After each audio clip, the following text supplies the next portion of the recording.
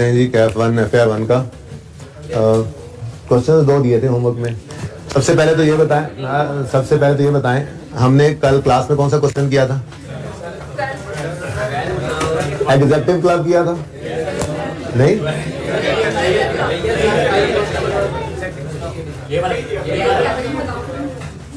हो गया था। कौन सा पॉइंट भाई? ये पॉइंट दोबारा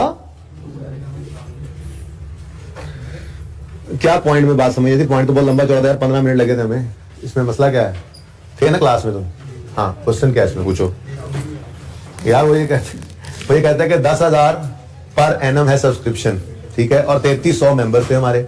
अब अगर 3300 मेंबर्स हैं, सॉरी हाँ 3300 मेंबर्स हैं और हर एक ने 10,000 दिया, हम थाउजेंड में बात कर रहे थे, तो टोटल कितना रिसीव हो चुका है? 33,000 रुपये। सिंपल।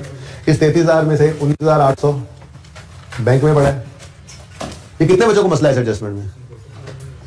2-3 को है और बाकी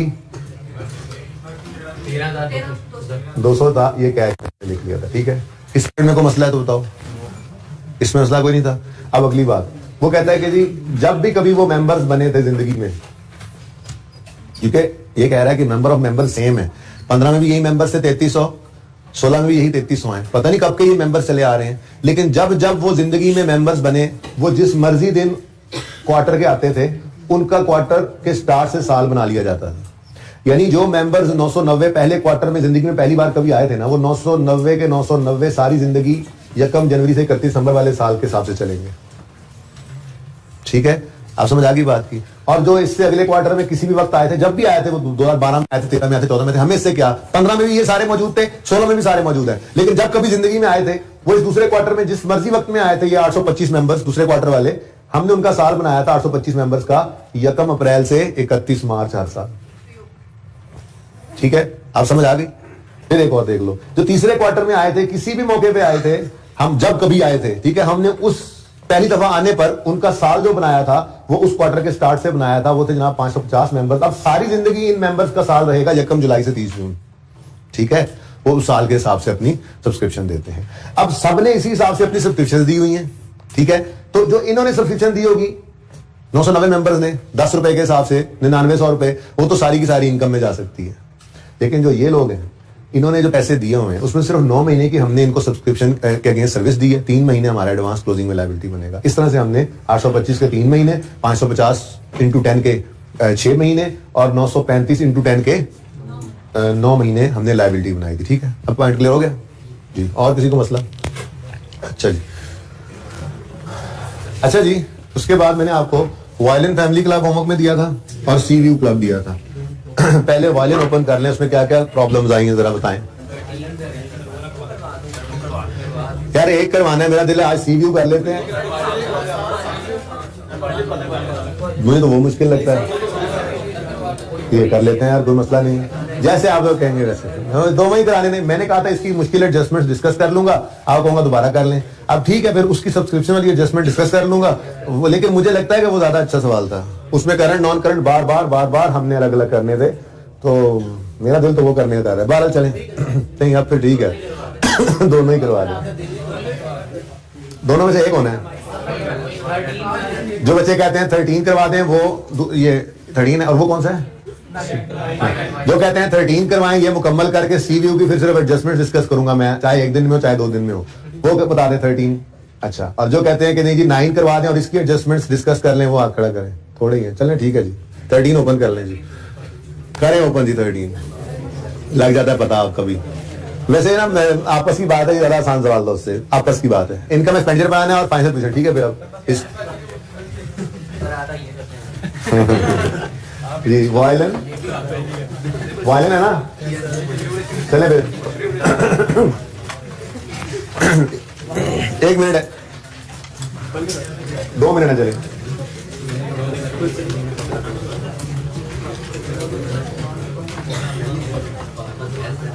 ये रेंट बता दो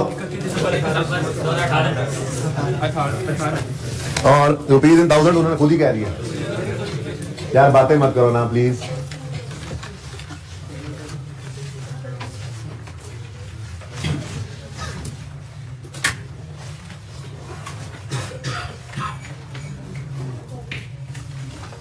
वैसे इसमें किस एडजस्टमेंट में मसला है? तो यार सिर्फ वही एडजस्टमेंट देख लेंगे थी ना, बाहर चलें, अब आपकी मर्जी है। अब CU नहीं करवाऊंगा बस, ठीक है, ऐसे तो ऐसे से ठीक है। मैंने नहीं गुस्सा ही करना है, आप बात नहीं मानते आप लोग। नहीं आप मैंने लिख लिया बस, अब ना बस अब बाकी सिर्फ एक एडजस्टमेंट में मसला आया था और आपने सारा सवाल करने का कह दिया। चले फिर आप ही करेंगे ये सवाल, मैं सिर्फ गाइड करता रहूंगा आपको, कोई बात नहीं। खैर एक दिन और सही। बैलेंस शीट बोला है, फाइनेंशियल पोजीशन बोला है, ये ध्यान रखा करें, ठीक है ना। स्टेटमेंट ऑफ फाइनेंशियल पोजीशन, जो रिक्वायरमेंट में लिखा होगा वही नाम यहाँ लिखा करें, एज ऑन 31। कोई स्पेसिफिक फंड तो नहीं था इसमें? Opening general fund plus surplus, जी बिल्कुल वो भी एक फंड है, लेकिन वो कॉन्सेप्ट अभी देना था ना आपको। असल में आपको वो कॉन्सेप्ट सिर्फ देना चाहिए था बाद में। चले अब सवाल आपने कह दिया तो करवाएं, एक आधी लाइन छोड़कर। लायबिलिटीज को नॉन करंट लायबिलिटीज तो नहीं थी, सवाल किया बताते तो रहो। कितनी को लायबिलिटी थी? 4-5 होंगी। उसके बाद एसेट्स हैं, एसेट्स में नॉन करंट एसेट कितने थे? 2 थे। कौन कौन से वैसे? चलो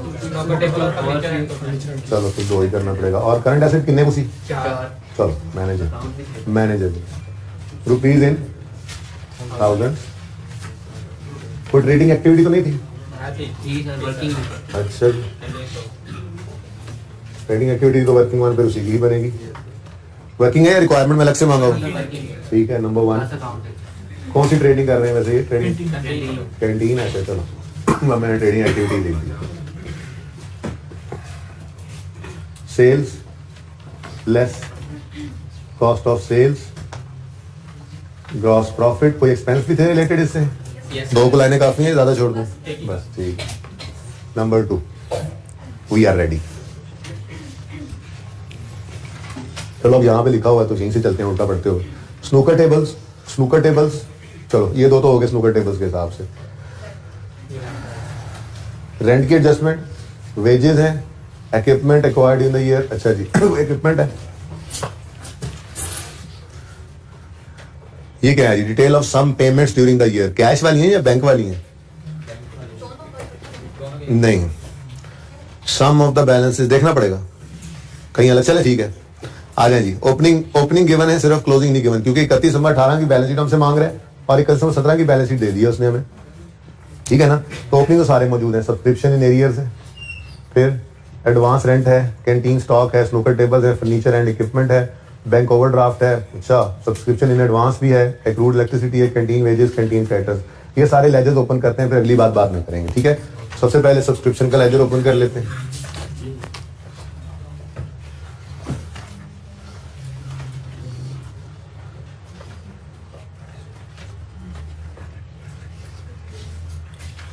जी, सब्सक्रिप्शन इन एरियर का मतलब क्या होता है? रिसीवेबल, ठीक है। तो ब्रॉड डाउन गिवन है 15 जमा 90 लिख देता हूँ। चले इकट्ठा ही लिखना है यहाँ पर। 15 जमा 90 105। किसमें ऐड हुआ? 90 अलग पड़ा है, 15 अलग पड़ा है। अगर आपने इकट्ठा लिखना है तो इकट्ठा डायरेक्ट लिख लो, मैंने सिर्फ उनको इकट्ठा करके लिखा हुआ है। देखो ना, सब्सक्रिप्शन इन एरियर्स 16 की 15 है, 17 की 90 है, तो टोटल 18 के लिए तो ये दोनों ही ओपनिंग है ना बेटा, ठीक है। एक को 16 वालों ने अभी तक पैसे नहीं दिए और कुछ 17 वालों ने भी पैसे नहीं दिए। हम इस वक्त 18 के पहले दिन करने हैं ना, ये कम जनवरी 18 पे, ठीक है। अच्छा, उसके बाद रेंट है, ये जगह मैं ना मेंबरशिप के लिए छोड़ देता हूँ। नंबर 3 रेंट एक्सपेंस है, तो ये भी थोड़ी सी टेक्निकल एडजस्टमेंट, लेकिन इतनी भी नहीं। रेंट एक्सपेंस एडवांस है जी, ब्रॉड डाउन 24 कैरी डाउन,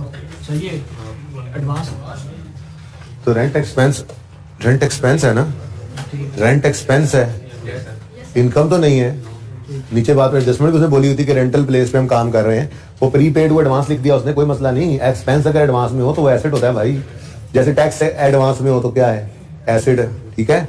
तो एडवांस रेंट प्रीपेड रेंट ही है ये जी। उसके बाद क्लोजिंग नहीं है, ठीक है, कोई बात नहीं, अल्लाह खैर करेंगे, क्लोजिंग भी निकल आएंगे। ओपनिंग तो गिवन है ना, चलते जाओ। स्टॉक है नंबर 4, स्टॉक का account opening 215। Next snooker tables हैं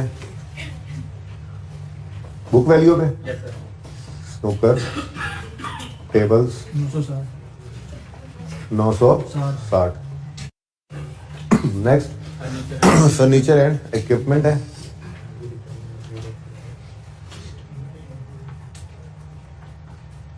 एंड इक्विपमेंट ओपनिंग 7। बस जी। अब बैंक का लेजर भी आज हमें खुद बनाना पड़ेगा शायद, क्योंकि बैंक का लेजर मुझे सवाल को देखते हुए नजर नहीं पड़ा, तो बना लेंगे यार, ऐसा कौन सा मसला है। बैंक अकाउंट बना लें और ब्रॉड डाउन ओवरड्राफ्ट है, ठीक है ना, लायबिलिटी साइड। ये समझ में आती है बात। नेक्स्ट पॉज कीजिएगा। कहाँ थे हम? सब्सक्रिप्शन इन एडवांस है 45।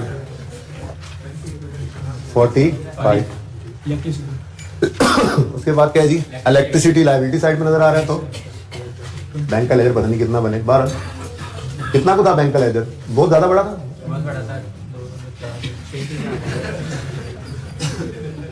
जी इलेक्ट्रिसिटी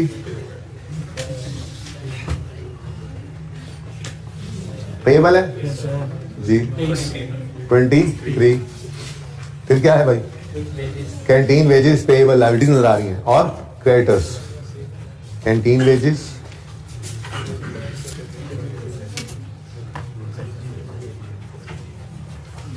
वेजेस एक्सपेंस, वेजेस भी एक्सपेंस होता है लेकिन मैं आपके लिए एक्सपेंस लिख देता हूं जी 11, और क्रेडिटर्स कैंटीन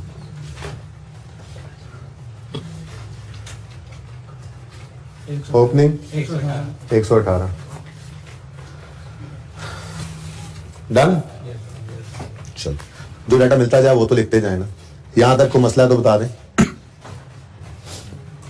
डाटा सिर्फ लिखा है, कोई मसला है तो बताएं। हाँ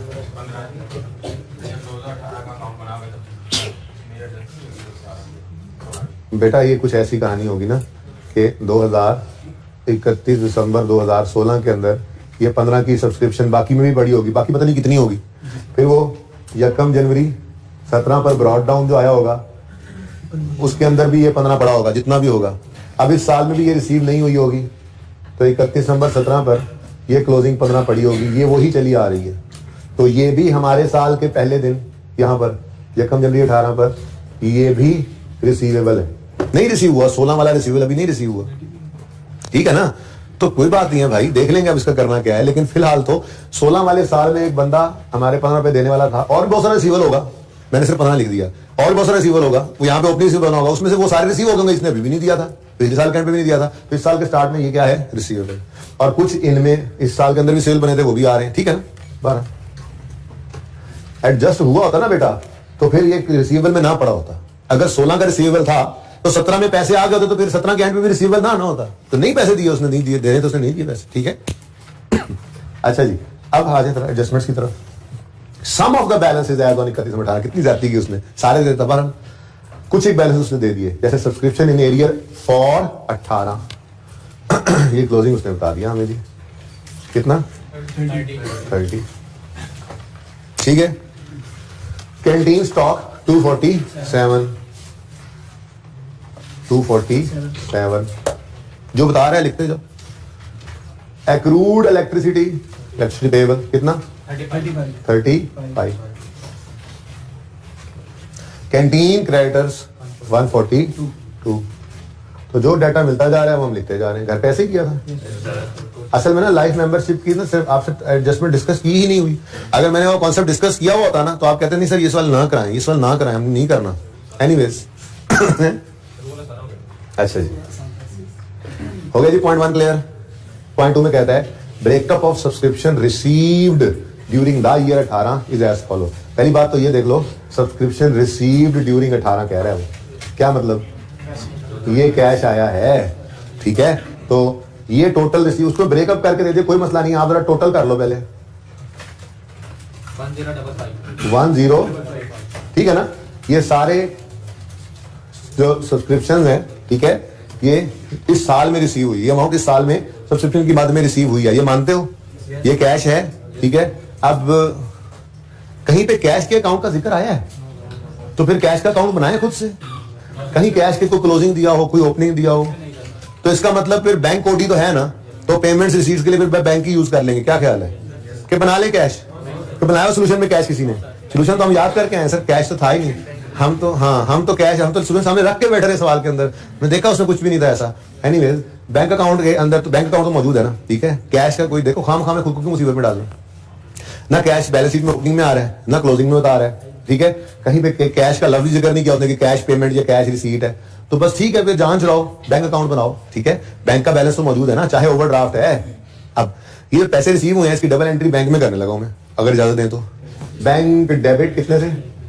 1055 से, और सब्सक्रिप्शन इनकम का अकाउंट क्रेडिट 1055, ठीक है जी। बैंक बेटा फिर सवाल बताता ना कि कैश में रिसीव हुआ या बैंक में, दोनों हो तो पिछले सवाल की तरह से वो बताएगा आपको, इतने बैंक में आए इतने कैश में आए, या इकट्ठा अकाउंट होगा तो चुप होगा, और अगर अलग अलग अकाउंट्स होंगे तो सवाल खुद गाइड करेगा। पिछले सवाल में गाइड किसने पूछा सवाल? पिछले सवाल में गाइड किया था ना उसने, हाँ, तो फिर सवाल गाइड करता है। अगर ऐसा कोई मसला हो तो आप पिछले सवाल के ऊपर ही नजर डाल लें। पिछले सवाल में बैंक अलग कैश अलग था, उसने सब्सक्रिप्शन के बारे में क्लियरली बता दिया, ठीक है। 19,800 बैंक में आया और बाकी कैश में। अच्छा, उससे पिछला सवाल याद करें तो उसमें भी इकट्ठा था, सॉरी अलग अलग था कैश और बैंक, लेकिन उसके अंदर उसने क्लियरली बता दिया था कि सब्सक्रिप्शन कैश में आई है, वहां से निकल के बैंक में डिपॉजिट हुई है। याद आ रहा है? ठीक है ना। तो अगर अलग अलग अकाउंट्स होंगे तो सवाल गाइड करेगा। सुना है तुमने? सुनो, सवाल पूछ के तुम कहीं और देखे। ऐसे भाई, ये टोटल कैश रिसीव हो गया। अब जरा देखते हैं वो क्या कह रहा है ब्रेकअप के बारे में।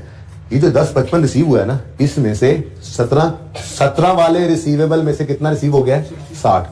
यानी इस 90 में से 60 रिसीव हुआ जिसमें पड़ा हुआ है, ठीक है। कितना रिसीव हो गया? 60। बाकी 30 रिसीव नहीं हुआ। फिर 18 वाले अपने इस साल के अपने कितने पड़े? 920, ठीक है। फिर 19 का भी 75 इसमें पड़ा हुआ है, इसमें 1975 पड़ा हुआ है, तो वो कहां पे जाएगा? क्लोजिंग एडवांस में। कितना? 75, ठीक है ना। ये 75 भी, एक बात याद रखना, इस साल जो कैश रिसीव होता है ना हमें, उसमें ओपनिंग रिसीवेबल्स भी पड़े होते हैं, क्लोजिंग एडवांस भी उसी में पड़ा होता है, ठीक है ना। रिसीव हो गया, सर्विस नहीं दी, क्लोजिंग एडवांस।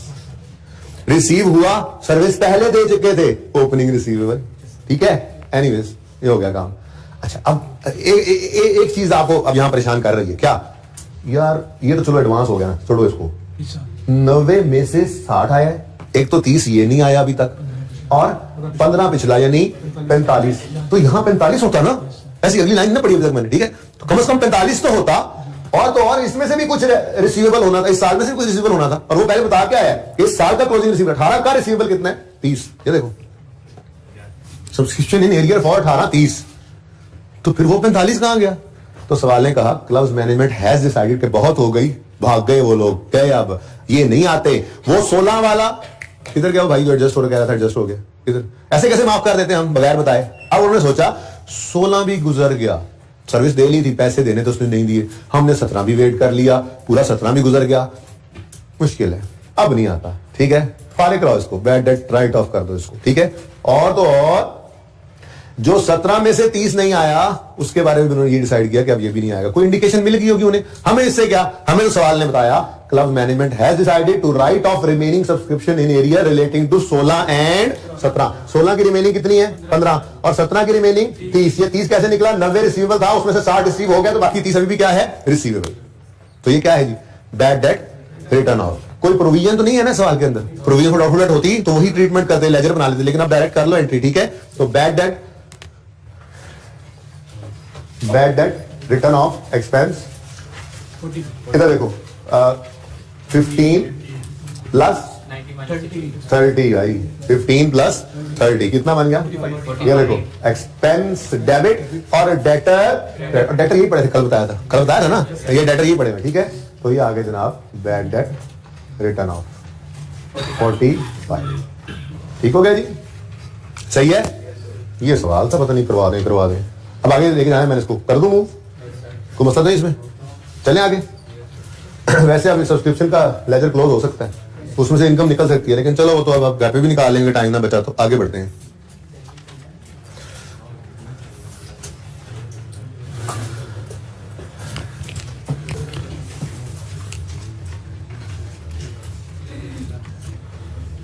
जरा 2 बार करते हैं काम, लाइव मेंबरशिप ना नई चीज है, 2 बार करते हैं, जरा प्रैक्टिस चंगी हो जाएगी।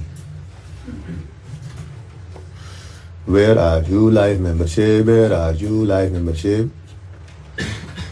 तो यार सब्सक्रिप्शन के सवाल भी होमवर्क में देने थे। पहले 6 सवाल ये लिख लो यार, थोड़ी प्रैक्टिस शुरू करना। ये सब्सक्रिप्शन के छोटे छोटे सवाल हैं, जरा नोट कर लो सामने। 736 सफे में शुरू हुए हैं, पहला, दूसरा, तीसरा, चौथा, पांचवा, छठा, ये 6 तो कर लो ना, 7वें को रहने देना अभी, ठीक है। ये 6 कर लेना, 7वें को फिर मैं देखता हूँ बाद में किसी वक्त, ठीक है। सही है, ओके। अच्छा जी, एक एग्जांपल है आपके सामने। बेशक बुक्स अभी ओपन ना करें, पेज 741 है वैसे, लेकिन बुक्स ओपन ना करें।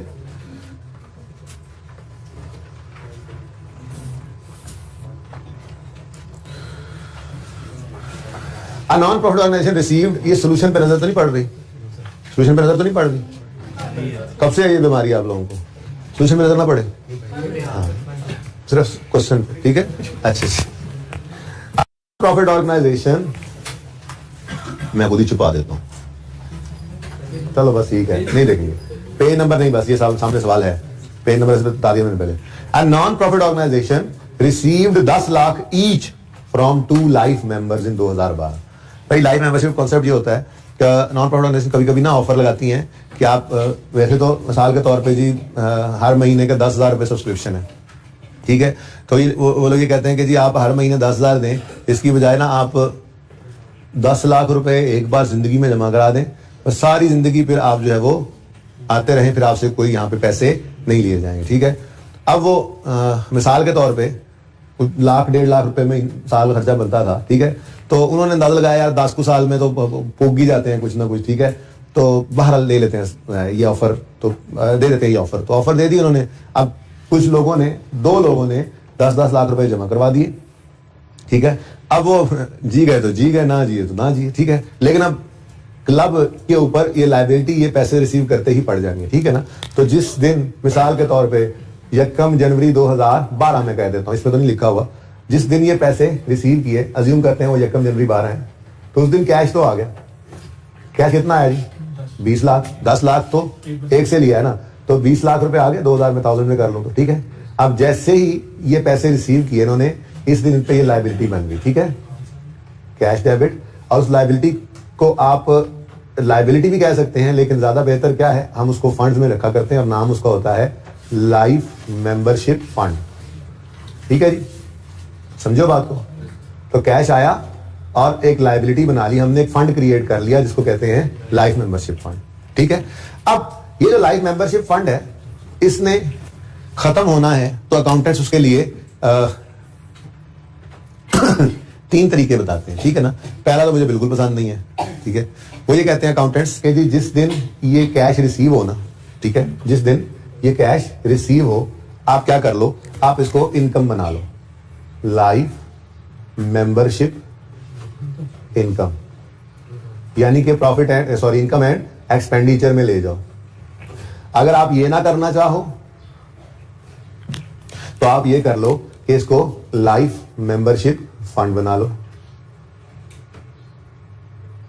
ठीक है। अगर तो इनकम बना लिया तो कहानी खत्म, जो कि मुनासिब बात नहीं है वैसे, ठीक है ना, क्योंकि आपने सारी जिंदगी के लिए उससे पैसे ले लिए हैं, एकदम से कैसे इनकम में डाल सकते हो, ठीक है। मैचिंग कॉन्सेप्ट की बारिश होगी, सर्विसेज आगे कई साल देते रहोगे और पैसे आज ही सारे के सारे इनकम में डाल दिए, ठीक है। बहरहाल एक ऑप्शन है, सही है, ठीक है। पर्चे में क्या करना है, जो पर्चा कहेगा वो करना है, यानी कि सवाल में जो वो मेथड कहेगा उस हिसाब से हम भी कर लेंगे, ठीक है। फिर वहां से बहस करना, उसने कहा जी इनकम में बैंक देते हैं तो आप बहस करने नहीं लग जाएंगे उससे, लेकिन वो इनकम नहीं बनवाएगा आपसे, क्योंकि उसका काम तो कैलकुलेशन करवाना है ना आपसे थोड़ा सा, ठीक है। ये तो सादा बात है, जो पैसे आए सारे इनकम में बैंक दो, ऐसा थोड़ी है। अब दूसरा तरीका क्या है कि यार इनको अलग अलग ही लिखते हैं, कंफ्यूज ना हो जाओ आप, ये कर लो, या जिस दिन पैसे रिसीव हुए उस दिन आप क्या करो, cash debit life membership fund, credit कर लो। ठीक है जी, सही हो गया। अच्छा, अब ये जो लाइफ मेंबरशिप फंड आपने क्रेडिट किया है ना, इसको अब डेबिट करने के दो तरीके हैं, यानी कि ये इनकम में दो मेथड से आ सकता है। किताबों ने इसके अंदर लिखा, या तो आप यूं कर लो कि आप अब इंतजार करो मरने का उनके, ये दो में से जब भी कोई एक मरा, लुड़का इंतकाल किया, तो उस दिन आप इनकम बना लेना, क्योंकि हो सकता है 100 साल जिए ये, तो 100 साल आपको सर्विस देनी पड़ेगी, तो ये पैसे लायबिलिटी में रखे रखो। ठीक है, तो एक मेथड क्या है, ये तो होगा ना कॉमन। ठीक है, आपने क्या किया स्टेप 1 में, एक मेथड क्या था वैसे, इनकम बना लो। एक क्या है, लाइफ मेंबरशिप फंड, जिसको डेफर्ड लायबिलिटी भी कहते थे, डेफर्ड इनकम की तरह से रख लो, इसको लायबिलिटी बना लो, रखते फंड्स में। ठीक है, अब ये फंड बना लिया स्टेप 1 में, अब इंतकाल हो गया एक का। ठीक है, तो इनकम में बैंक को तब, बल्कि इसको 1 और 2 नहीं करते, ये ऑप्शन मैं यूं दे देता हूं। ठीक है, कि on death of a member record life membership income. वो मर गया, तुसी इनकम रिकॉर्ड करी जाते हो, शर्म दी गल है। Anyways this is a method. ठीक है जी, यानी क्या करो, जिस दिन वो, मिसाल के तौर पे 2000 यकम जनवरी 2012 में इस बंदे ने, ये यकम जनवरी 2012 पर, ऊपर वाला अलग कर लो, यकम जनवरी 2012 पर इस बंदे ने पैसे दिए। ठीक है, और मिसाल के तौर पे 31 दिसंबर 12 तक इनमें से कोई भी नहीं गया। ठीक है, और 31 दिसंबर 13 वाले साल में एक बंदा चला गया। अब जिस दिन डेथ होनी है उस दिन मिसाल के तौर पे एक फौत हुआ, तो क्या कर लो, उस दिन इस मेंबरशिप फंड को डेबिट करो जाने वाले की अमाउंट से, 1000 से, और इस दिन इसको बना लो इनकम,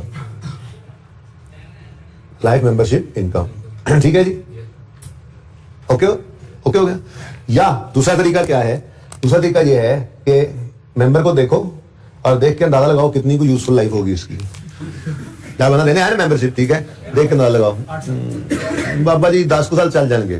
ठीक है, अल्लाह माफ करे, ऐसी बातें लोग करते हैं। तो सुनो चेंज इन एस्टीमेट, तो एस्टीमेट में चेंज तो आ ही सकता है। ठीक है, एस्टीमेट की बेस पे अकाउंटेंट्स अकाउंटिंग कर रहे होते हैं। ठीक है, तो दूसरा तरीका क्या है, record membership income over a record membership income over a period of time. अच्छा नहीं लगता यार, over a period of time, useful life पे।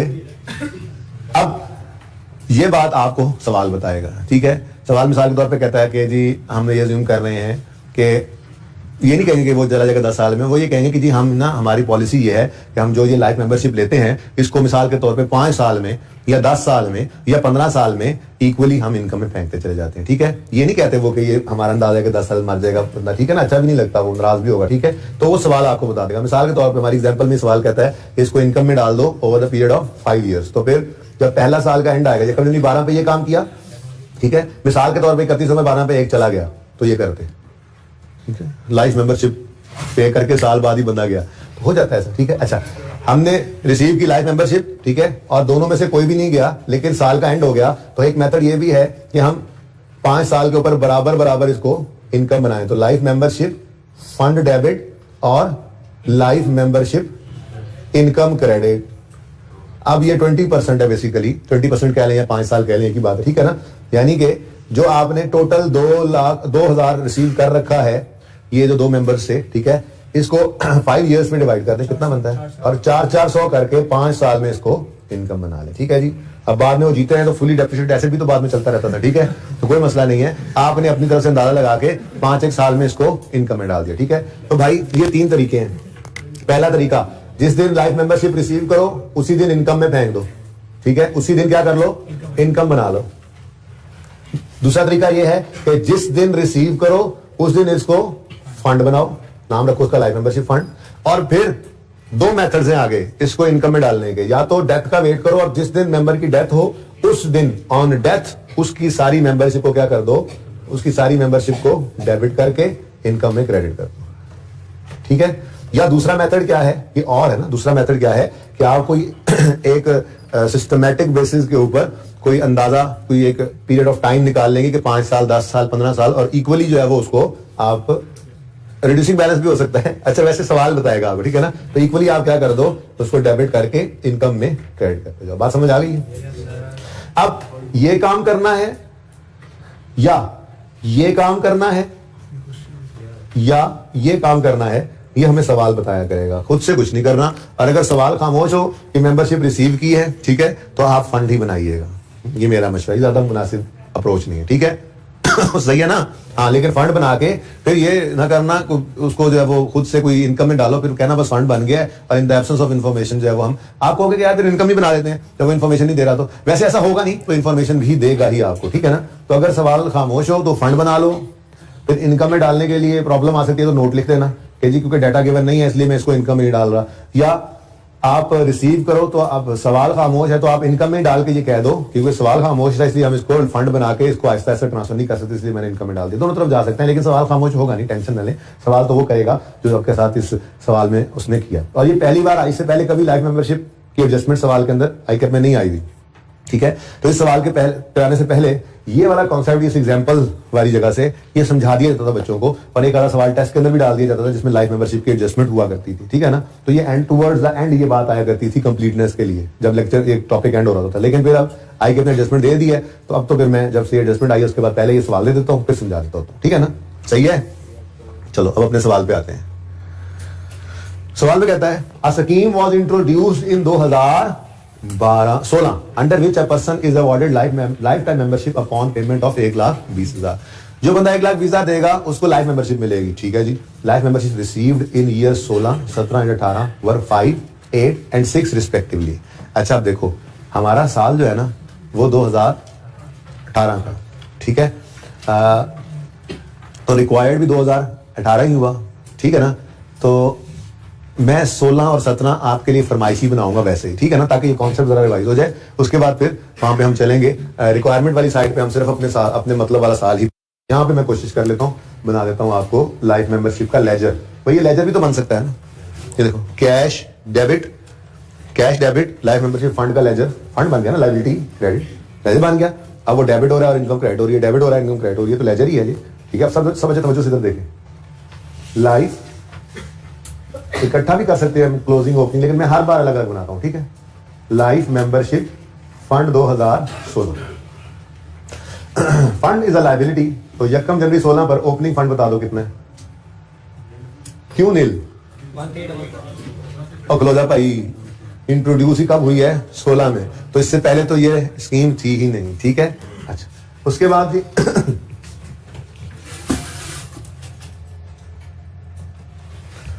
अच्छा जी पहले ये स्कीम थी ही नहीं, ओके। अच्छा अब वो कहता है 16 में स्कीम हमने अनाउंस की, इंट्रोड्यूस की, और 120 रुपए पर 1000 में चल रहे हैं ना, हम मेंबरशिप दे रहे थे। 2016 में 5 लोग आए, 17 में 8 लोग आए, 18 में, अब फिलहाल हम खड़े हैं 5 वाले ये 16 वाले साल में, तो 5 लोगों ने पैसे दिए। एंट्री कैश डेबिट, ठीक है जी। 1,20,000 इंटू 5 600 डन। अब वो कहता है जी life membership is credited to life membership fund. अच्छा ये सब आई ने खुद ही बता दिया सारा कुछ, हालांकि बताना नहीं चाहिए था, लेकिन पहली बार शायद एडजस्टमेंट ने कहा पता नहीं बच्चों ने पढ़ा होगा नहीं पढ़ा होगा, वो सारा कुछ बता दिया उसने, परिचय में बता दिया उसने। क्या कह रहा है, life membership is credited to life membership fund upon receipt and transfer to income equally over 10 years starting from year of admission, ठीक है जी। तो 10% कह लो या डिवाइड बाय 10 कह लो, जो मर्जी कह लो, ठीक है। इनकम में ट्रांसफर करने की एंट्री क्या है, life membership fund debit, life membership income credit, ठीक है। तो लाइफ मेंबरशिप फंड ने होना है डेबिट और लाइफ मेंबरशिप इनकम क्रेडिट होनी है, ठीक है। अभी तो देखो ये है 600 डिवाइड किया इसको 10 से, कितना आया 60। ये 60 की एंट्री क्या हो गई, लाइफ मेंबरशिप फंड में से निकल गया डेबिट, और 16 के इनकम एक्सपेंडिचर में चला गया होगा इनकम के तौर पे क्रेडिट। समझ रहे हो, ओके। अब 31 दिसंबर 16 पर, चलो थोड़ा सा जगह सेव कर लें। 31 नवंबर 16 पर क्लोजिंग बैलेंसिंग फिगर कितनी है, 540, ठीक है जी। ये हमारा 16 क्लोज हो गया। 17 का साल शुरू हुआ तो आज तो फिर लाइफ मेंबरशिप फंड का ओपनिंग बैलेंस भी होगा। क्यों? 16 में क्लोजिंग जो था। ठीक है, बातें मत करो यार, सरगोशियां करते रहते हो जी। यकम जनवरी 17 ब्रॉड डाउन 540। ठीक है, अब 8 मेंबर 17 में भी आ गए। हाँ भाई, cash debit life membership fund credit हर एक से 120 लिया और 8 आए तो 960 रुपए से भी ले लिया। अब इनकम में फेंकने की बारी है। तो एक वो पुराने वाले भी पड़े हैं 5, उनका भी हर साल 60 इनकम में जाना है। तो यहां पर मैंने जो लाइफ मेंबरशिप इनकम में फेंकना, इनकम एक्सपेंडिचर में, ठीक है, वो सबसे पहले पुराने वाले को नहीं भूलना। 600 को डिवाइडेड बाय 10 किया, यहां से 60 इनकम बनेगा। लेकिन आज ये 960 भी आ गया। ठीक है, तो 960 डिवाइडेड बाय 10 कर दो। अब इनका टोटल 60 इसका, 96 इसका, टोटल 156 इनकम में जाएगा। और 31 दिसंबर 17 पर क्लोजिंग आ जाएगा 1344।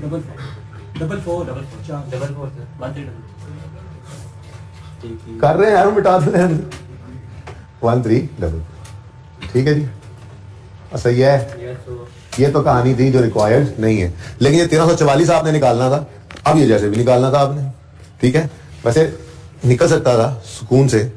कैसे? आप शॉर्टकट अगर ओपनिंग के लिए लगाना चाहें तो आप यूं कहते जी कि 600 जो रिसीव किया था 2016 वाला, ऐसे लिख लेते ना आप, 2016 वाला 600 है, इसमें से 60 गया और फिर 60 गया, तो कितना आ गया? 300। ठीक है, ये शॉर्टकट बता रहा हूं कि आप 2 लेजर थोड़ी बनाने बैठ जाते पर्चे में। और फिर ऐसे ही आप कहते कि 17 के अंदर आए थे 8 मेंबर, हर एक से 960 लिया तो 96 और बस ये 17 में, अभी 17 ही गुजरा। ठीक है ना, कितना? 864। तो टोटल कितना पड़ा होता अभी भी फंड में? 13। ये आपके लिए शॉर्टकट, अगर परिचय में आप कॉन्सेप्ट पूरा होता ना तो लेजर ना बनाते, यूं शॉर्टकट लगा लेते आप। ठीक है ना, कि 1344 क्योंकि हमारे लिए जरूरी है बेटा। हमने यकम जनवरी 18 पे इसको ओपनिंग बैलेंस लिखना है, 18 में मौजूद है हम। किसी बच्चे को ये बात समझ नहीं आई तो मुझसे दोबारा पूछे। ये लेजर समझ आए? अच्छा, मैं कह रहा हूं कि अगर आपने, देखो हमारी रिक्वायरमेंट क्या है, 10 नंबर तक पहुंच गए, 11 नंबर वर्किंग है। फिर ये इधर देखें, हमारी रिक्वायरमेंट लाइफ मेंबरशिप फंड का अकाउंट बनाना किस साल का है जी? जिनको समझ नहीं आएगा तो देखें 18 का। अब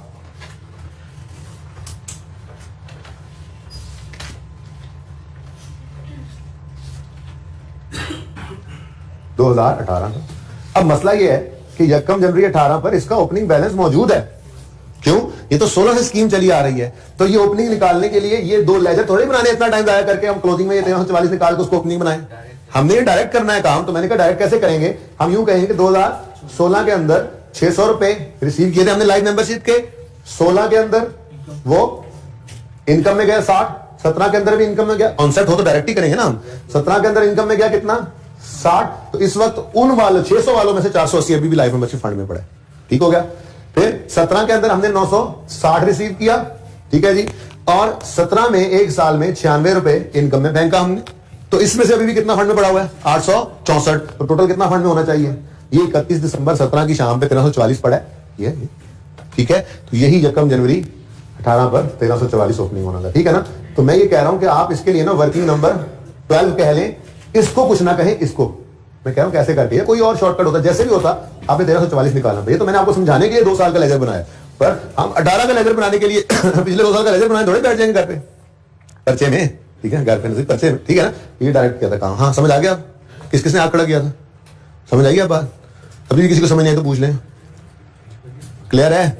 चलो भाई, अब अगली बात आपको बता ही चुका हूं। इस साल फिर कोई लोग आ गए। इस साल फिर कितने आ गए भाई? 18 के अंदर 6 लोग फिर आए हैं। वही कंटिन्यूटी चल रही है। 5 आए, फिर 8 आए और अब फिर 6। तो असल काम तो इस साल का था जी। 120 इंटू 6 कितना? अब ये डबल एंट्री करना इस साल की है। डबल एंट्री करो। Bank debit 700। हाँ, मैं लिख देता हूं। क्या? अच्छा, बैंक लिख देता हूं। बैंक डेबिट 720 और लाइफ मेंबरशिप फंड क्रेडिट, लो यार बैंक लिख लो, कोई नहीं फर्क पड़ता। Life membership fund. और ठीक है। अच्छा, ये क्या था? 1055 यार, सब्सक्रिप्शन नहीं लिख रहे, सब्सक्रिप्शन इनकम का अकाउंट। ओके, तो सही है। अब मैं कहता हूं इसको पड़का देते हैं, फिर पूरा ही खत्म करते हैं फिर। हाँ जी, इधर देखो, लाइफ मेंबरशिप इनकम, जो इनकम एक्सपेंडिचर में जानी है उसकी वर्किंग देखना। वो 16 में आए थे 60 लोग, 600 सॉरी 5 लोग आए थे, उनसे 600 लिया था। हर एक का तो 10% ही जाना है, 10% ही है बेसिकली। ऐड करके 10% भी कर सकते हो, लेकिन मैं अलग अलग समझाने के लिए कर रहा हूं। यहां पे आप 60 to 10% करें, ठीक है। फिर यहाँ पे आप 60 + 9 60 into 10% करें, यहाँ पे तीनों को, ठीक है ना। तो ऐसे भी हो सकता था, बाल मैं समझाने के लिए कर रहा हूँ। वो 2016 वाले 600 डिवाइड बाय 10, फिर ये 2017 वाले 960 डिवाइड बाय 10, और अब ये 720 जी डिवाइड बाय 10, 228 इनकम में चलेगा। लाइफ मेंबरशिप फंड डेबिट और इनकम में ये क्रेडिट। लाइफ मेंबरशिप इनकम, और यहीं पे वर्किंग 11 में निकाल लिया हमने, ठीक है। 228।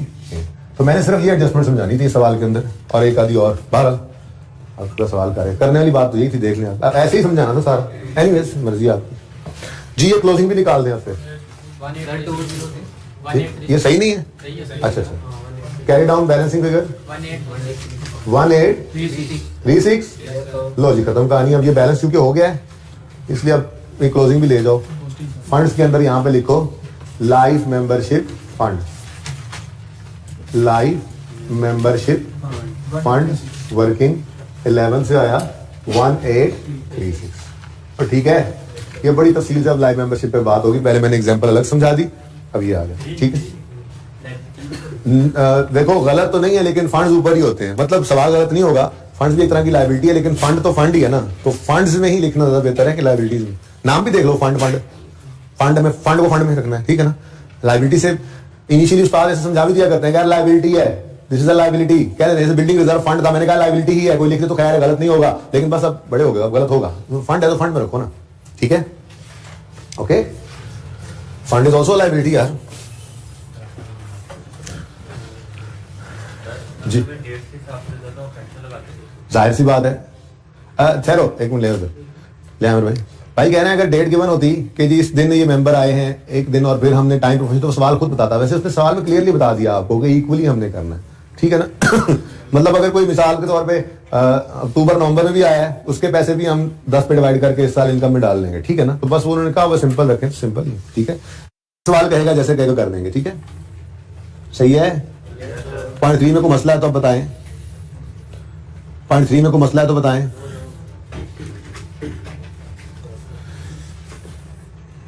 जी, पॉइंट 4,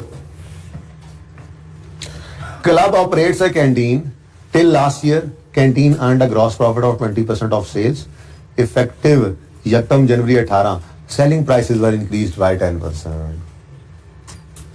अब मार्कअप मार्जिन तो सिखाया हुआ था, ऐसी बात तो नहीं सिखाई थी। अब कुछ तो खुद से भी कोशिश करनी पड़ती है ना। 100% कैसे कोई पढ़ाने वाला पढ़ा के भेज सकता है, कुछ ना कुछ तो ऐसी फनकारी होती ही।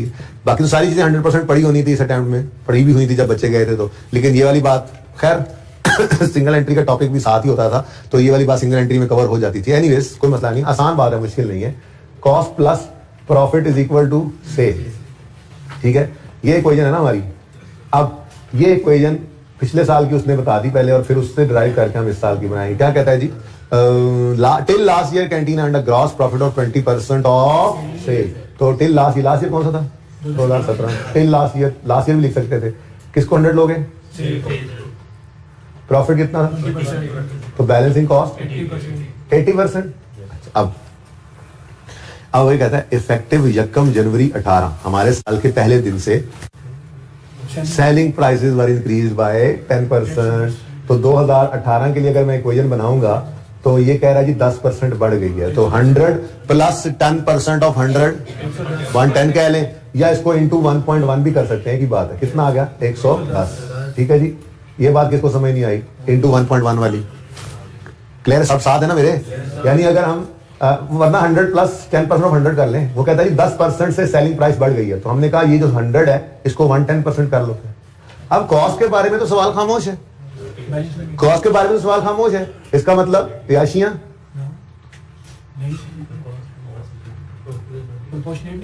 क्यों भाई, क्यों, वजह बताओ मुझे, बताओ क्या सेलिंग प्राइस हमने बढ़ाई है भाई? यहाँ पे कहाँ लिखा हुआ है कि हमारी हमने यार अपनी कैंटीन में सेलिंग प्राइस बढ़ा दिया 10%, हद हो गया।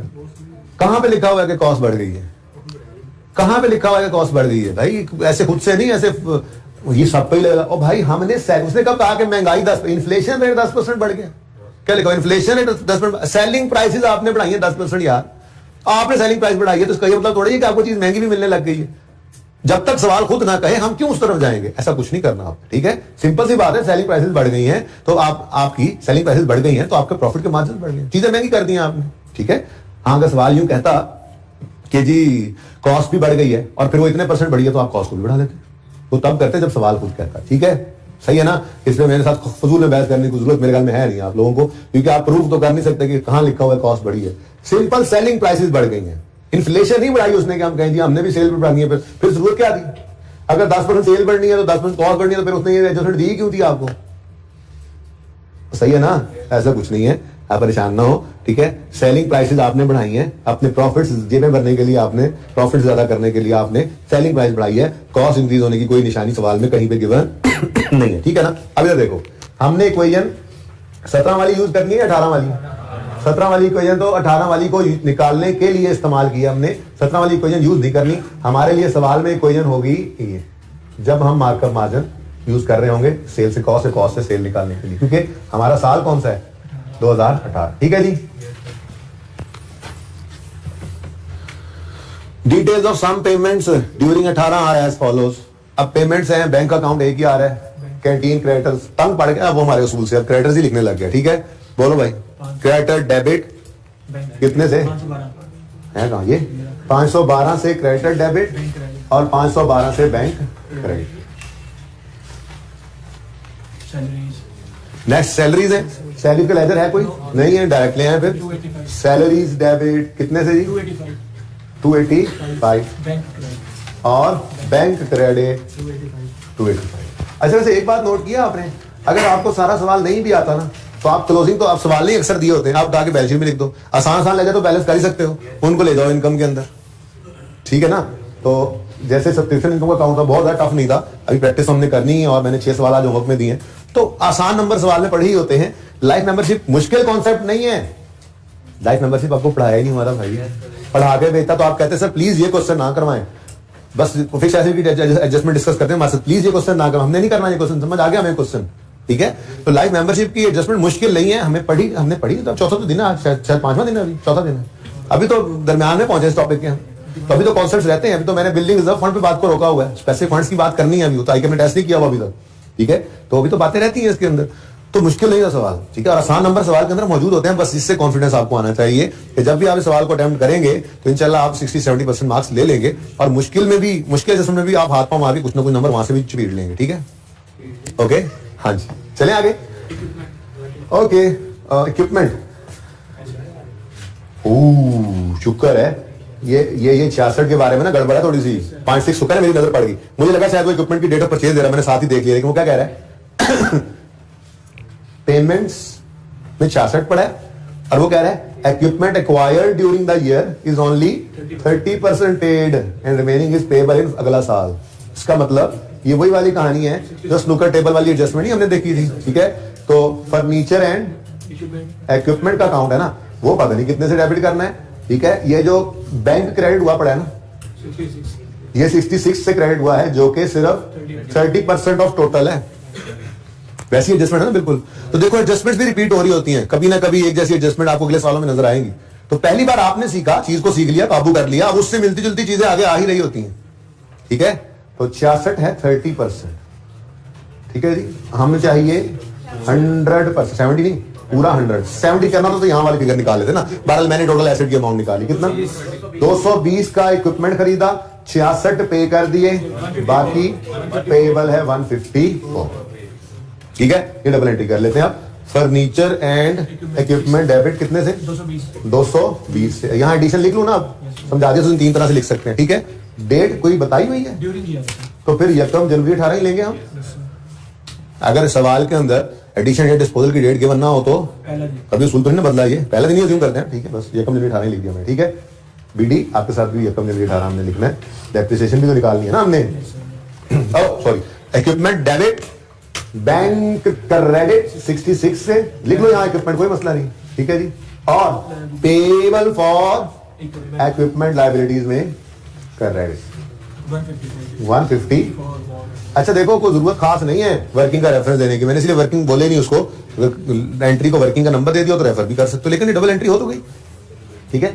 Equipment debit, bank credit, payable credit, बिल्कुल ठीक है, कोई वर्किंग शो करने की जरूरत नहीं है। अगर जबरदस्ती खामखा कहीं पे वर्किंग शो करनी है ना, तो किसी एक जगह कर दो, या तो एडिशन में कर दो 66/30 × 100, या यहां शो कर दो 66/30 × 70, किसी एक जगह शो कर दो, बस दैट्स एनफ। एंट्रीज करने नहीं, पहले वर्किंग में जनरल एंट्री लिखोगे, फिर वहां से बड़ा टाइम जाया होता है इस तरह से, ठीक है ना। हाँ, डायरेक्ट लिख लें, लेकिन ये प्लस माइनस लिखने जरूरी है, ये फिगर्स पोस्ट करना जरूरी है, डबल एंट्री दिखानी तो होती है ना। ओके, इलेक्ट्रिसिटी डेबिट कितने से? 263 से, और बैंक क्रेडिट 263 से।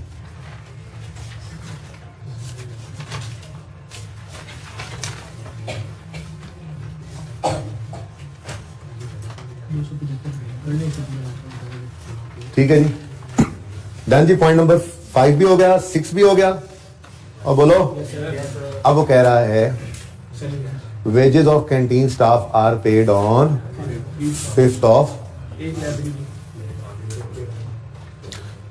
हर महीने की 5 तारीख को पिछले महीने की तनख्वाह मिलती है, यानी जनवरी की तनख्वाह फरवरी 5 को मिल गई होगी, फरवरी की तनख्वाह मार्च 5। ये सीवीयू जैसी एडजस्टमेंट थी ना, सीवीयू के अंदर ऐसी एडजस्टमेंट थी बेशबा, ठीक है। मार्च वाली अप्रैल में, अप्रैल वाली मई में, और नवंबर वाली 5 दिसंबर को, और दिसंबर वाली पेएबल, दिसंबर वाली नहीं है लेजर, ये है ना। अभी तो देखो,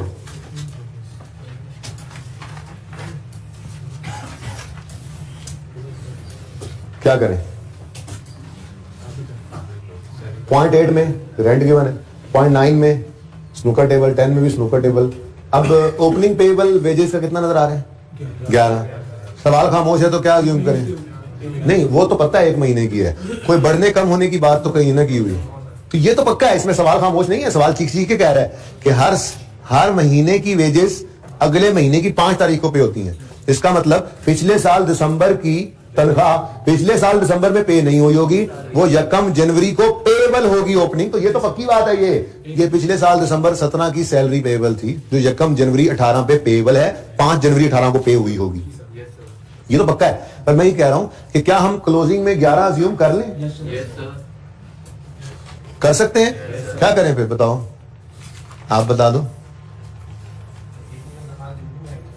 तो बेटा वो तो ठीक है ना, इसलिए कहा था सीवी पहले करवा लो मुझसे ना, कर दे। होने नहीं बेटा, होने नहीं, तो 3 4 5 6 7 ये देखें, ये पिछला साल है, पिछले साल दिसंबर की 11 की सैलरी थी, जो 31 दिसंबर 17 तक पे नहीं हुई थी, ठीक है ना।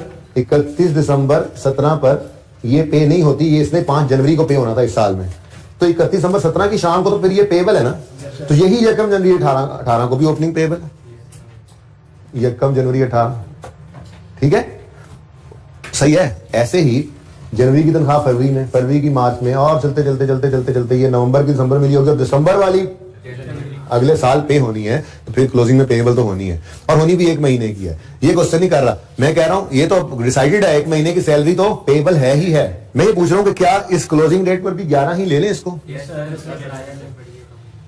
कहीं पे कोई इंडिकेशन है जी सैलरी पर? कहीं पे कोई इंडिकेशन है नहीं है, तो फिर मजबूरन क्या करेंगे, नई तनख्वाहें बढ़ाई आपने, उधर से आपने सेल्स बढ़ा दी है, सेलिंग प्राइस अल्लाह माफ करे बढ़ा दी है, बेचारे लोगों को भी पैसे बढ़ा देते आपने, नहीं कैंटीन वेजेस को बढ़ाया आपने, ये अज्यूम करेंगे ना। क्या ख्याल है, घर पे किस किसने सवाल को पूरा कर लिया था? वैसे पूरा ही हो गया, किन का बैलेंस हो गया था सवाल? चलिए ये बात समझ आ गई है। अच्छा जी, 11 के बारे में फिर मैं लिख दूं, इजाजत है? 11 लिख सकता हूं, कोई और हल भी नहीं है मेरे पास, सवाल तो पढ़ चुका हूं मैं। आगे तो रेंट की एडजस्टमेंट है, फिर स्नूकर टेबल्स की है, तो मजबूरन फिर ये 11 ही लिखना पड़ेगा, ठीक है। ओहो, वेजेस पे भी हुई होंगी, फिर कहाँ लिखा हुआ है? पता नहीं, बहरहाल देखते हैं।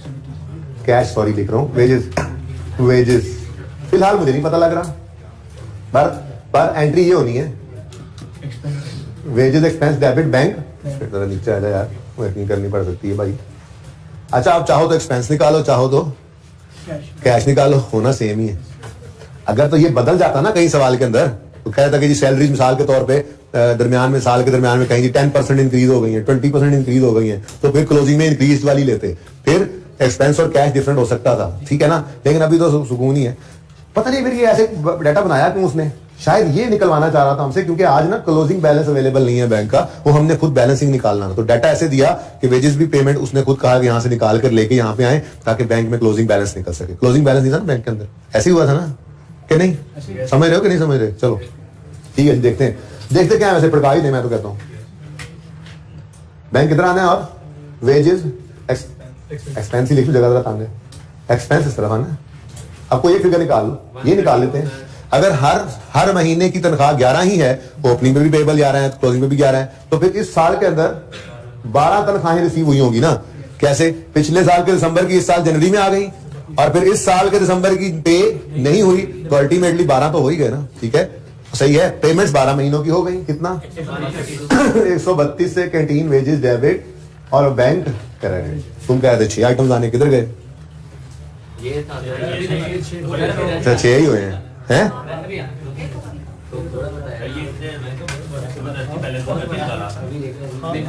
कोई गल नहीं, हम एडजस्टमेंट कर लेते हैं।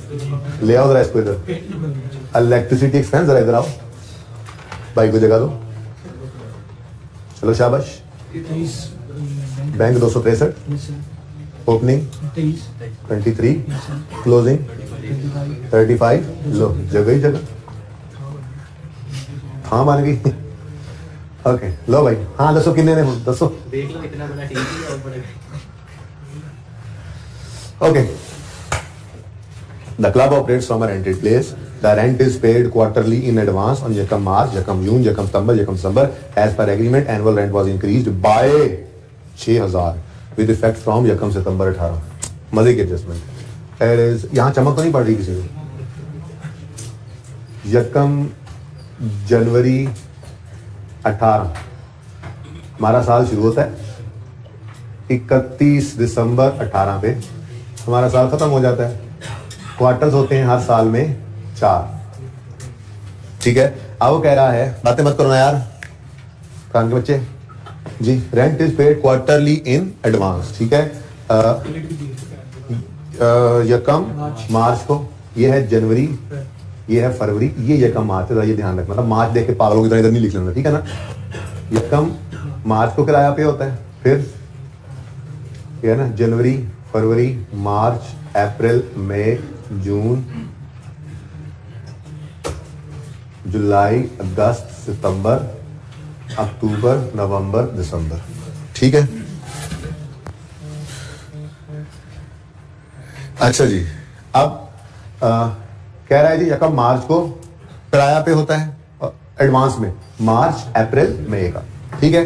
फिर यकम जून को पे होता है, यहाँ यकम जून को, और ये होता है जून, जुलाई और अगस्त का। फिर यकम सितंबर को होता है पे, सितंबर, अक्टूबर, नवंबर का। फिर यकम दिसंबर के लिए लिखना चाहिए, कह दो आपने, कह दो, पता है दिल में आ रही है, आपने लिखना था, आप बुलाओ थोड़ी लगे आपके। यकम दिसंबर पे, दिसंबर और अगले साल 2 महीनों का, ठीक है।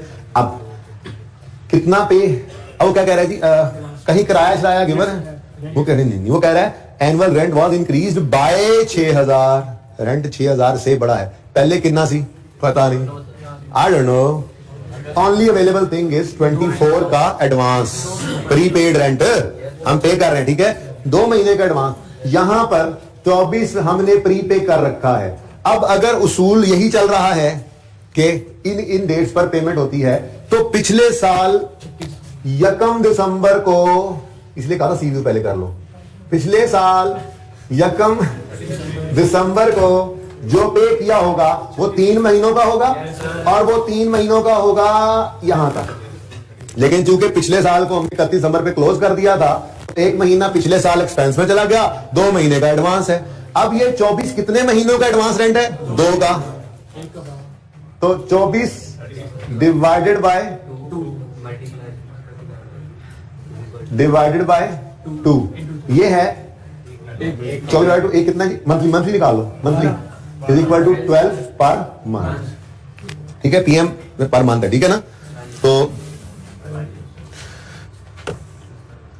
जी भाई आ रहा हूं क्लास में, ओके।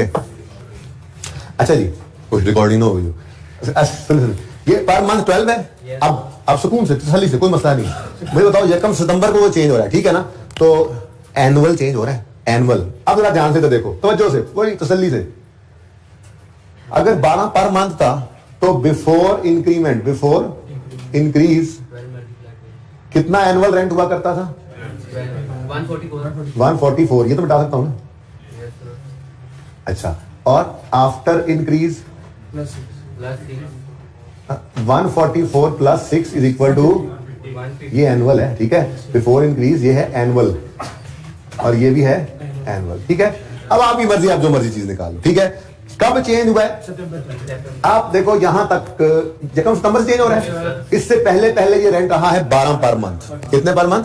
अब आप क्या निकालना चाहोगे? एक्सपेंस पहले निकालना चाहोगे, कैश बैलेंस? मेरे ख्याल में एक्सपेंस निकाल लेते हैं, कैश बैलेंस निकालेंगे, क्या ख्याल है? एक्सपेंस अब इजी लग रहा है। एक्सपेंस कैसे? जनवरी, फरवरी, मार्च, अप्रैल, मई, जून, जुलाई, अगस्त, कितने महीने बने? 8। कितने महीने बने? 8। इन 8 महीनों का ये देखो rent expense for first 8 months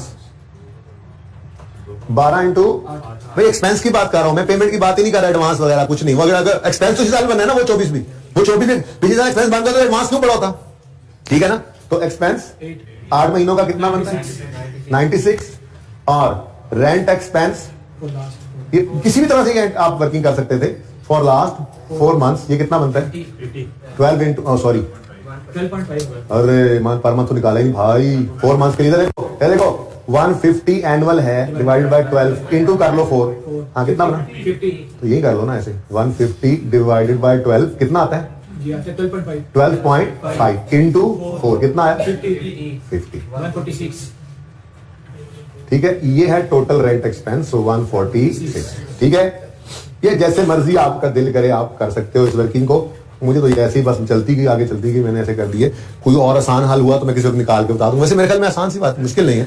अब हमने रेंट एक्सपेंस निकाल लिया, इसको वर्किंग 3 है ना रेंट की, इसको 3.1 मैंने कह दिया। अब मैंने 146 रेंट एक्सपेंस निकाल लिया है।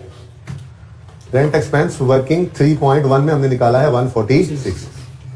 अच्छा, क्लोजिंग भी यहीं पे निकल सकता है। अब तो 2 महीने का एडवांस है, ठीक है, सिंपल 2 महीने का एडवांस है, और 12.5 बढ़ने के बाद हो चुका है हमारा किराया पर मंथ। इधर देखो, मैंने इसलिए ये 12.5 यहां लिख दिया था। 150 डिवाइड बाय 12 है ना, इंक्रीमेंट के बाद वाला, ये इस सरसे के बाद वाला हर महीने का रेंट इंक्रीमेंट के बाद वाला ही है ना।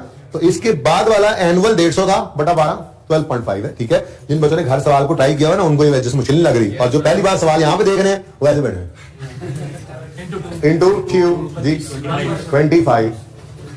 कैश आ गया, मैं तो गलत बता दो, कैश 1 बैलेंसिंग आ गया, जिसकी एंट्री डबल कर दो, रेंट डेबिट और बैंक क्रेडिट। ठीक है, ये क्लोजिंग भी ले जाओ, rent in advance, prepaid rent भी कह सकते हो। कितना जी? इसको भी वर्किंग का रेफरेंस वहीं पे निकाला रहा। कैसी लगी एडजस्टमेंट?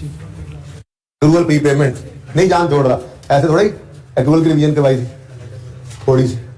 ओके, चलिए टाइम हो गया खत्म। अभी तो देखें, ये एडजस्टमेंट को सुनने तो आसान थी, दोनों एडजस्टमेंट्स, ये दोनों आसान है। सुन लो 12 एक बार मैं देख लूं।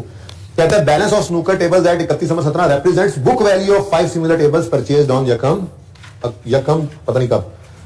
ये देखो, ये बुक वैल्यू है 5 टेबलों की। ठीक है, और अगर इसकी कॉस्ट निकालनी हो और स्ट्रेट लाइन मेथड, तो मेरा नहीं ख्याल को मुश्किल काम है। ठीक है, वो कह रहा है जी परचेज इन 16 का मतलब हम सारा पहला दिन ले लेंगे, एडिशन की डेट ना हो तो, यानी 16 के पहले दिन ये 5 टेबल खरीदे थे हमने। ठीक है, अब मेथड है straight line, book value given है। ठीक है, बुक वैल्यू किस दिन की गिवन है? 31 यकम, चलो 31 दिसंबर कह लो यार, यकम जनवरी 18 की। ठीक है, कॉस्ट मुझे अवेलेबल नहीं है, लेकिन इसमें से माइनस होती है एक्यूमुलेटेड डेप्शन कहां तक की? यकम जनवरी 16 तक, सॉरी 18 तक। ठीक है, अब वो calculation of cost if book value is given, कुछ याद आता है? वहां से निकाल लें आप, ठीक है। आप 100 रिज्यूम करें, इसको कॉस्ट को जगह बची कोई नहीं है, कुछ चीज मिटानी पड़ेगी, ये मिटा लेता हूँ। ये ऐसी मेंबरशिप फजूल में ऐसी एग्जांपल दी है, तो एडजस्टमेंट तो वहां हुई पड़ी है, खुली डुली जगह बन गई, टाइम तांगा जगह तो खुली डुली बन गई। जी देखें देखें अज्यूम करें कॉस्ट इज इक्वल टू 100। यकम जनवरी 16 को आपने एसेट खरीदा 100 का, स्ट्रेट लाइन है, ऐसे शॉर्टकट भी लग सकता है लेकिन जान दो, चलो ऐसे ही कर लो। 31 दिसंबर 16 पर डेप्शन करोगे 100 इंटू 12.5 है, Yes, sir. यही है ना। स्नूकर टेबल का depreciation 12.5 on straight line basis. जी क्यों, अच्छा इकट्ठा करना चाह रहे हैं, वैसे ये भी ठीक है। फिर 31 दिसंबर 17 पे ही आ जाए, फिर इसको अक्यूमुलेटेड डेप्शन कह दें, फिर इंटू 2 कर दें, ठीक है जी, बेहतरीन हो गया। 25. ये दोनों साल की इकट्ठी डेप्शन माइनस कर देंगे, ठीक है। तो ये 31 दिसंबर 17 की बुक वैल्यू, 2 साल की डेप्शन भाई निकाली है इसमें से। ये किसी को समझ ना आए तो अभी पूछ लें, 2 साल इंटू 2 क्यों किया है, इंटू 2 क्यों किया है, तो मैंने इसीलिए अक्यूमुलेटेड डेप्शन बाद में लिख दिया, ठीक है ना। स्टूडेंट ने मशवरा दिया कि 2 साल के नाम बनाए, ऐसे कर लें तो बेहतरीन मशवरा था। बुक वैल्यू यकम जनवरी 18 या 31 दिसंबर 17 की है, 75. लेकिन ये तो परसेंटेजेस में है, ये परसेंटेजेस में है। हम इसको रुपीज में निकालना चाहें तो कोई मसला है नहीं, हमें सवाल के अंदर इस दिन की तो बुक वैल्यू गिवन है 960. 960। इसको लेकर जाओ इधर, 960 डिवाइडेड बाय 75 इंटू 100, 1200 है टोटल, ठीक है, 1200, ठीक है जी। कॉस्ट निकल आई, बस ठीक है। अब ये कॉस्ट 5 टेबलों की है, ठीक है। अच्छा मुझे इस कॉस्ट की जरूरत ना, चलो ठीक है, ठीक जरूरत, ठीक है। तो अब कॉस्ट भी निकल आई, ओके। अच्छा जब कॉस्ट निकल आई तो फिर तो मैं एक्यूमुलेशन भी अलग बना सकता हूँ, तो अलग भी बना सकते हैं आप, तसल्ली करिए, ठीक है ना। बहरहाल ये कॉस्ट 5 टेबल्स की है, इसमें से एक टेबल बिक गया। One of the table was sold to a member for cash during the year, का मतलब साल का पहला दिन। डेट मिसिंग है तो साल का पहला दिन, सिंपल डिस्पोजल है भाई। अब एसेट अकाउंट में से एसेट की कॉस्ट की बजाय बुक वैल्यू निकाल देना, अगर बुक वैल्यू अलग बुक वैल्यू रखा हुआ, ठीक है, उसको ले जाना डिस्पोजल के अकाउंट में। अब जब डेप्रिसिएशन की बारी आएगी तो ये 1260 काम आएगा, 5 का है, आप इसमें से किधर गया, ये इस 1280 को डिवाइड बाय 5 कर दो, पर टेबल आ गया, इंटू 4 कर दो, जो 4 टेबल बच गए हैं उनकी डेप्शन निकालने के लिए कॉस्ट अवेलेबल होगी, ठीक है। तो ये डेप्शन भी आप निकाल सकते हो, ओके। सुन लो अब, बस और तो कुछ नहीं है, सही है, हो जाएगी ये एडजस्टमेंट हो जाएगी। हाँ ओपनिंग फंड मुझे नजर नहीं आया, ओपनिंग फंड मुझे नजर नहीं आया, और इस सवाल में ओपनिंग फंड मुश्किल था, लेकिन अब मुश्किल नहीं रहा, क्योंकि आपके पास एसेट लायबिलिटी निकल चुकी है, मुश्किल थी। फिर एसेट लायबिलिटी, ठीक है ना। तो सारी चीजें निकली हुई हैं आपके पास, ठीक है। आपने बस अब क्या करना है, इधर देखो, परचेजेस निकलेंगी, यहां से परचेज निकल के स्टॉक में आ जाएंगी, कॉस्ट ऑफ सेल आ जाएगी, इधर चली जाएगी, नए वाला मार्कअप मार्जिन वाला यूज करके सेल निकालोगे। अब ये पैसे भी इधर डालने हैं, क्यों नहीं डालने, जो सेल आनी है वो कहां गई है, डेटर तो है नहीं, नो क्यों यहाँ, हाँ तो फिर और यही लिख रहा था, ठीक है। किसने बोला, हाउ डेयर यू, क्या कर रहे हैं, कैंटीन है, कैंटीन रिसीट्स, ठीक है ना, वो जो भी आएंगी यहाँ पे लिख लोगे, ठीक हो गया। और कुछ पेजेस, वो यहाँ से बैलेंसिंग होती सारी चीजें निकल आएंगी। ये सवाल अब हो जाना चाहिए, इसमें कोई मसला नहीं है, सारा लेक्चर लगा दिया आप लोगों ने। होमवर्क के अंदर, अच्छा होमवर्क के अंदर प्लीज, होमवर्क के अंदर सी व्यू करना है आपने, ये भी कर लें और सी व्यू भी कर लें, ठीक है, ओके। वायलन और सी व्यू कर लें, और ट्राई करनी है आपने अब साथ में 14 चौंगतार इंटरनेशनल हॉस्पिटल लिख लें जी होमवर्क में, हाँ बस लिख लें। सी व्यू तो रिपीट टेलीकास्ट है ना, वायलन कंप्लीट करना है, सी व्यू को करना है, और पास पेपर 17 चौंगतार, ये वाहिद सवाल है आईकैप का जो 14 जो ट्रायल से उसने बनवाया था, ट्रायल बैलेंस से, थोड़ा मुश्किल करेगा, ये कल करवाऊंगा मैं। सी व्यू कौन सा है, सी व्यू पास पेपर 9, सी व्यू ये तो करना ही करना है ना। अब 13 अब चले कर लीजिएगा, वैसे रहा तो कुछ नहीं अब इसमें, वायलन 14. और 14 चौंगतार इंटरनेशनल हॉस्पिटल, ये भी आपने करना है। वो आप पता है आपको, वो 6 सवाल करने हैं जी, क्वेश्चन नंबर 1 से 6 तक, ठीक है जी, सब्सक्रिप्शन क्वेश्चन, ठीक है जी। अल्लाह हाफिज।